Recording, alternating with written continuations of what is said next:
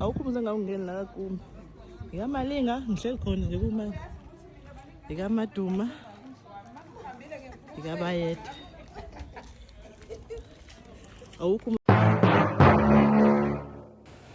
Hello Mzansi, welcome to Mkosi Mzansi. If today is your first time visiting this channel, please do the right thing and click the subscribe button, and also don't forget to smash the like button. So guys, as we know ukuthi Big Shada uSomkhanda Gumbi and uZama Duma Itolo, and balabaningi bebathenjo ubafuna ukubona ama-picture nama-video because we know ukuthi kuyoba kuhle kuyobe nje kukuhle ngendlela lesimanga. So one of the people who attend umshado wazama and uSomkhanda at uGlem Dlozi. Glam Dlozi guys uyi-TikTok aphindze lapho abe inyanga le sita abantu labaningi idumile vele KZN. So if nje uyamati Glam Dlozi oyiva umati hey ngibani nomati because udume ngendlela lesimanga and kwaduma ngokuthi sita ne-delay queen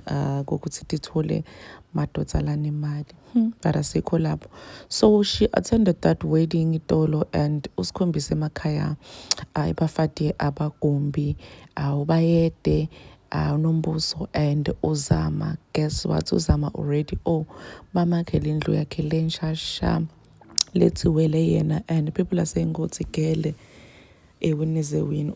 So unendlu ufika wena ufika Itolo sebakwakhele emention lenhle lengaka. So abekasikhombisa nje lamakhaya sho uGlem Dlozi ukuthi alikho likhaya yena lakaduma laka Gumbi rada lakangangeni kulo kesana. So bekasikhombisa amakhaya abo nje, they are very beautiful kesana, and people are saying ukuthi hey kungqono akufani nalapha ni-yellow house basho kwamseleko.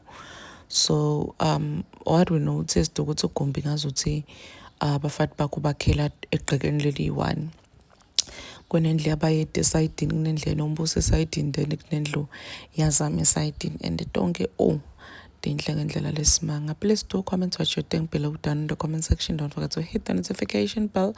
I will see you on the next one. I am signing out. Goodbye.